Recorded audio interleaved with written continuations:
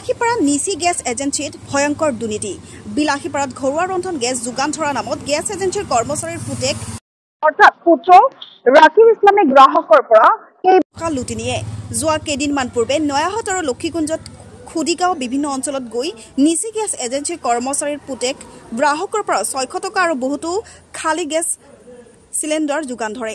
গ্ৰাহকে কৰ্মচাৰীজনক গেছ যোগান ধৰিবলৈ কয় যদিও কৰ্মচাৰীয়ে কয় যে আজি নহয় কালি পাব। এনেকৈ সদায় কৈ দুমাহ অতিক্ৰম কৰিলে কিন্তু আজিলৈকে যোগান ধৰা নাই। নিচি গেছ এজেন্সিৰ কৰ্মচাৰীজনৰ ঘৰ বিলাসীপাৰা 6 নং ৱাৰ্ডত আলী আহমেদৰ পুত্ৰ ৰাকিব ইছলাম। বহুদিন হোৱাৰ পিছতে গ্ৰাহকে আজি বিলাসীপাৰা নিচি গেছ এজেন্সিত অহাৰ পিছত কৰ্মচাৰী আৰু গ্ৰাহকৰ মাজত উত্তপ্ত পৰিস্থিতিৰ সৃষ্টি হয়। পিছত ঘটনাস্থলীত বিলাসীপাৰা আৰক্ষীৰ দল আহি পৰিস্থিতি নিয়ন্ত্ৰণ কৰে। পিছত কৰ্মচাৰী আলী আহমেদক আৰক্ষী আটক কৰি থানালৈকে লৈ আনে। জানিব পৰা অনুসৰি গ্ৰাহকে বিলাসীপাৰা আৰক্ষী থানাত এজাহাৰ দাখিল কৰে। আৰক্ষীৰ তদন্ততহে কোন সঁচা কোন মিছা সময়তহে লক্ষণীয় হ'ব। News desk report, news Assam এনি। গেছ এজেন্সিত বেলতলিত গেছ এজেন্সিত চাকৰি কৰে। মই তাৰ পৰা মানে বিলাসী গেছ দি আছো, দিব পাৰোঁ। মোক কৈছিলে 600 টকা।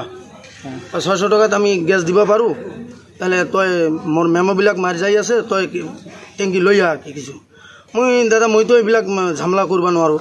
নহয় তই আপ ডাউন গাড়ী ভাড়াটো তোকে দিম, বেলেগক আৰু কিয় দিব লাগে, তুই লৈ আহ।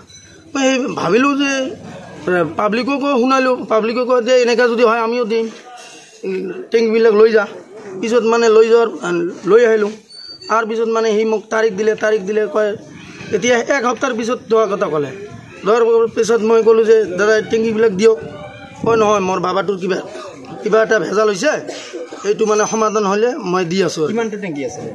টেংকি মোৰ তাৰ পৰা দিছোঁ 40টো আৰু আগত লৈ আহিছে 18টো। আৰু নয়াহাটৰ পৰা পিছতহে মই শুনা পালোঁ নয়াহাটৰ পৰা লৈছে 658টো লৈছে।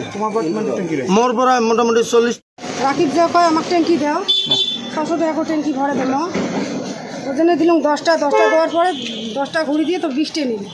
20টে নেওয়ার পরে টেহা নিল 6000 টেহা ক্যাশ নিছে। নিয়ে আমরা আসি আর মোবাইল সুইচ অফ করছি, আর মোবাইলের সুইচ খোলে না, ট্যাঙ্কি ওর দেয় না। ওর বাপক আসি বারে কই, ওর বাপ কয় আমরা বসবো। বসার পরে 1 সপ্তাহ 2 সপ্তাহ গেল, আজকে 2.5 মাস হয়, তাও আমার কি হয় না। আজি কি কইলে? আজি এটি আসিল। হ্যাঁ গ্যাস কোম্পানিতে আসি এলা ফির কয়লে না মুই তো হলে জানো না। তাহলে ফোন পে টেহা নিছে, আমরা ক্যাশ নিছে, আমরা বলে ফির এজেন্সি করে।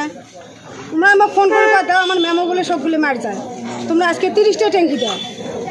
50টা চাচ্ছি, 50টা দিন 30টা ট্যাঙ্কি দিছো। প্রতিটো ট্যাঙ্কির বাবদ কিমান টাকা হয়েছে? 600 করে। এতিয়া আপোনালোকক দিয়া নাই? না একটাও দিয়ে নি। গ্যাস এজেন্সির নাম কি আছে? নামটা ক'ব পাৰে না? না নিচি